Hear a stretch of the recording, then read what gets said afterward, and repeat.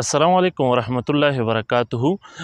ये जो बुनेर में सैलाब का वाक़या पेश आया और उसकी वजह से जो नुकसानात हुई, सब कुछ आपके सामने है। तो ये बात मैं समझता हूँ कि ये मौका नहीं है कि हम इस तरह से वो मसाइल डिस्कस करें। शायद बाज़ लोगों को वो मुनासिब न लगी, लेकिन कभी वो मजबूरी होती है। बाज़ लोग ऐसे हमारे मुआशरे में मौजूद है जिसको वहाबी कहते हैं या नजदी कहते हैं, या उनसे मुतासिर लोग, कि वो यानी इन मौक़ों को नहीं देखते कि इस मौका पर क्या करना चाहिए। उसके बजाय वो अपने फ़िरक़ावारियत वाले बातें वो करते हैं, जिसकी वजह से वो एक गलत तासुर हो जाता है। तो अब ये जो बुनेर में सैलाब का वाक़या पेश आया, उस पर वहाँ पर आपको पता होगा कि हज़रत पीर बाबा रहमहुल्लाह जो एक वलीउल्लाह गुज़रे है, एक बुज़ुर्ग है, तो उनका मज़ार भी है वहाँ पर। तो कुछ लोगों ने सोशल मीडिया पर बजाय इसके कि वो यानी इस बात पर ज़ोर देते कि हमारे भाई वो मुश्किल में है, तो हमें उनकी मदद करनी चाहिए, उसको सपोर्ट देने का वक्त है, जिससे जो भी हो सके, जितना हो सके उसकी मदद करें। इसकी बजाय कि लोगों को बताते कि हम पर ये जो मुसलसल ये मुसीबतें आ रही है, आजमाइश आ रही है, उसकी वजह क्या है, जो उसको यानी इन लोगों को इस पर बात करना चाहिए। तो और ये सिस्टम दुरुस्त करने की वो बात करनी चाहिए थी इन लोगों को, लेकिन इसके बजाय उन्होंने वो इस तरह से बातें शुरू की कि देखो भाई, ये जो पीर बाबा रहमहुल्लाह है, उनका अपना मज़ार यानी वो देखो पानी में डूब गया, और उन्होंने सैलाब क्यों नहीं रोका, लोगों को क्यों नहीं बचाया। यानी इस तरह से वो सवालात या एतराज़ात उन्होंने सोशल मीडिया पर वो बयान करनी शुरू की। और हमें तो पता है कि किस वजह से वो इस तरह से करते हैं, इस तरह से यानी वो क्वेश्चंस लोगों के ज़हन में क्यों पैदा करते हैं। इन लोगों को असल में यानी औलिया किराम से एक बुग़्ज़ है, अहले सुन्नत के अक़ायद से उन लोगों को वह मसला है, तो उसके पीछे बाकायदा एक यानी ख़ास पस मंज़र है। तो हम इन चीज़ों को समझते हैं, लेकिन आवाम को तो पता नहीं चलता। वो जब इन लोगों के क्लिप्स देखते हैं तो उनके ज़हन में खुद वसवास पैदा हो जाते हैं। देखो, पहली बात तो ये कि ये जो यानी इन लोगों ने जो सवाल किया कि पीर बाबा रहमहुल्लाह का मज़ार ख़ुद डूब गया पानी में, उन्होंने वो ख़ुद को ना बचा सके, तो पहली बात तो ये कि ये झूठ है, क्योंकि पीर बाबा रहमहुल्लाह का मज़ार बिल्कुल सही सलामत है और वो पानी में नहीं डूबा है। साइड में उसका ये वीडियो भी देख सकते हो, ये तस्वीर। सैलाब ډېر لوی نقصان کړی دی. ډېر مسلمانان پکې شهیدان شوي دي، زنانان، نارینه، معصومانان. کوشش کوي چې د هر ځای نه راځي دلته کې د خوراک انتظام دوی ته کوي، ځکه چې ډېر زیات نقصان رسېدلی. او بیا الحمدلله د پیر بابا علیه رحمت دا یو عظیمه کرامت دی چې الحمدلله هغوی مبارکان بالکل په امن کې د دربار شریف ته بالکل اوبه دي راغلي. دا د دې مبارکه عظیم کرامت دی الحمدلله. بعض اغیار خو به وی په میډیا باندې شروع دي چې اوس د پیر بابا صاحب ځان راټینګ کړي. دا ډېره زیاتې د بېادبۍ او د ګستاخۍ خبرې دي. الحمدلله الله پاک د دې خلکو په قرآن کریم کې آیاتونو کې رب ذوالجلال د دې ذکر کړی. الحمدلله د پیر بابا علیه رحمت مزار شریف بالکل محفوظ دی، بالکل نقصان ورته نه دی.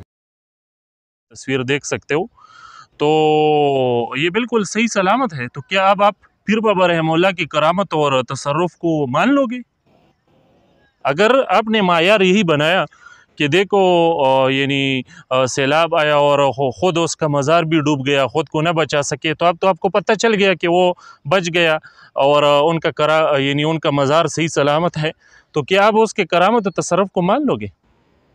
ایک تو یہ بات، تو یہ جھوٹ نہیں پھیلانا چاہیے، اور اپنے عقیدے کو یا اپنے نظریے کو ثابت کرنے کے لیے صحیح راستے پر وہ کام کرنا چاہیے. اس طرح سے وہ جھوٹ بولنے سے یعنی کوئی عقیدہ آپ کا ثابت نہیں ہوگا. ایک تو یہ بات. دوسری بات، آپ کہتے ہو کہ پیر بابا رحمہ اللہ یعنی انہوں نے لوگوں کو سیلاب سے کیوں نہیں بچایا؟ وہ اگر کچھ کر سکتے تھے تو وہ بچاتے نا، لہٰذا اگر کسی کو نہیں بچائے تو اس کا مطلب ہے وہ کچھ نہیں کر سکتے.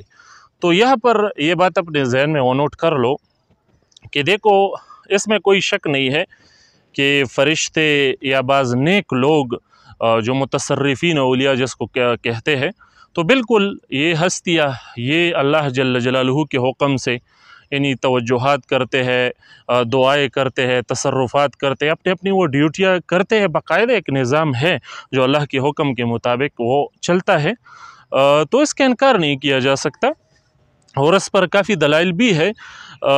لیکن یہاں پر یہ یاد رکھو، یہ جو یہاں پر ان لوگوں نے جو نتیجہ نکالا ہے کہ یہاں پر سیلاب سے کسی کو نہیں بچایا لہٰذا کچھ نہیں کر سکتے، تو یہ نتیجہ نکالنے کی وجہ سے وہ غلط ہے کہ دیکھو اولیاء کرام اور فرشتے بالکل بہت کچھ وہ کرتے ہیں اور کر سکتے ہیں، لیکن اتنے اس حد تک کرتے ہیں جس حد تک اللہ کا حکم ہے، اس حد تک یعنی یہ تصرفات کرتے ہیں، ان سے کمالات کا ظہور ہوتا ہے جس حد تک اللہ کی طرف سے منظور ہے، اس حد تک یہ بہت کچھ کر سکتے ہیں جس حد تک یعنی اللہ کی طرف سے حکم ہے، اللہ کا ارادہ ہے، اللہ کو منظور ہے، اللہ جس حد تک چاہتا ہے اس حد تک ان ہستیوں سے یعنی وہ تصرفات ظاہر ہوتے ہیں، بہت کچھ کرتے ہیں۔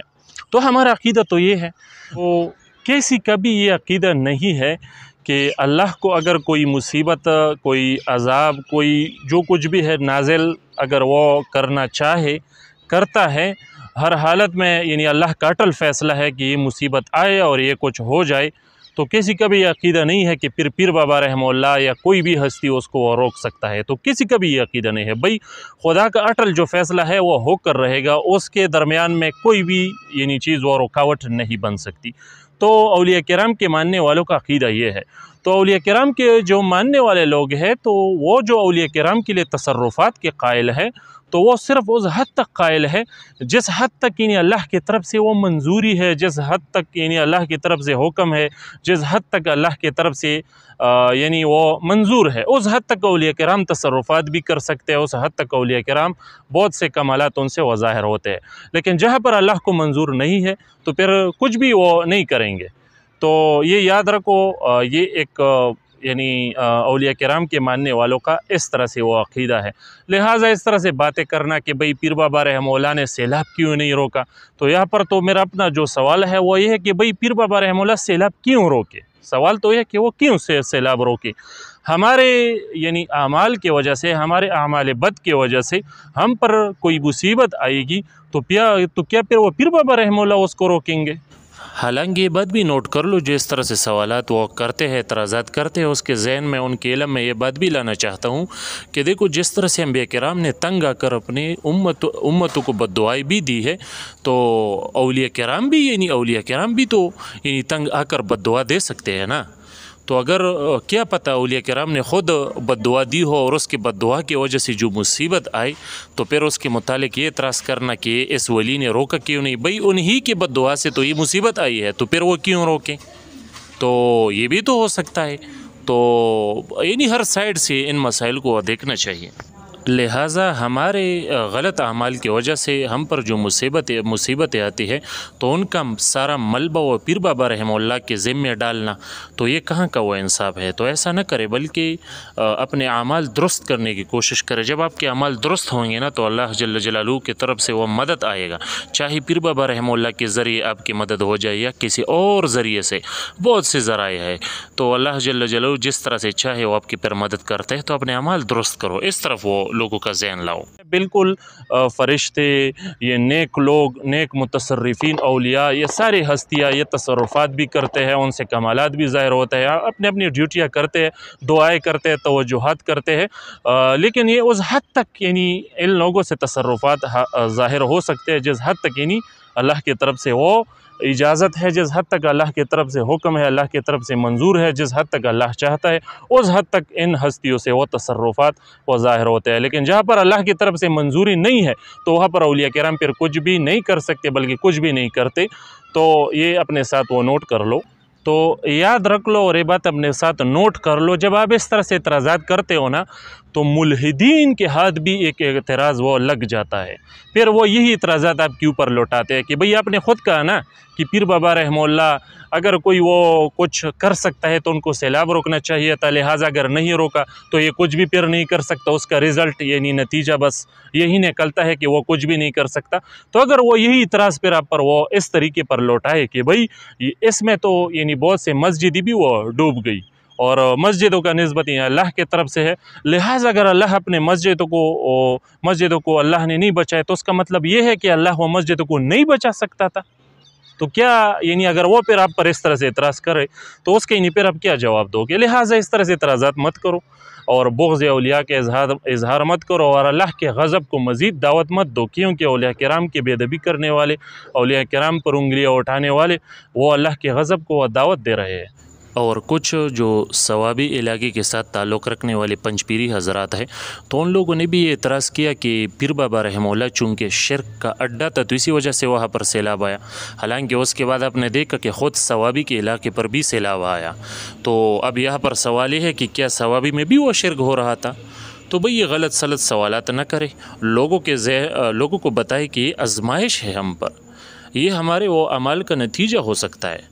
اس طرح سے نہ کرے کہ آپ اولیاء کرام کے بے ادبی کرنا وہ شروع کرے اور غلط سلط باتیں لوگوں کے ذہن میں ڈالنا شروع کرے، تو ایسا نہ کرے۔ اور خود تو یعنی مسلمانوں کے اندر بھی وہ فرقوں کے نام پر آپ لوگوں نے بدعقیدگی پھیلانی شروع کی، اور آپ کے ان کرتوتوں کی وجہ سے ملحدین کے ہاتھ بھی اس طرح سے وہ اعتراضات لگ جاتے ہیں۔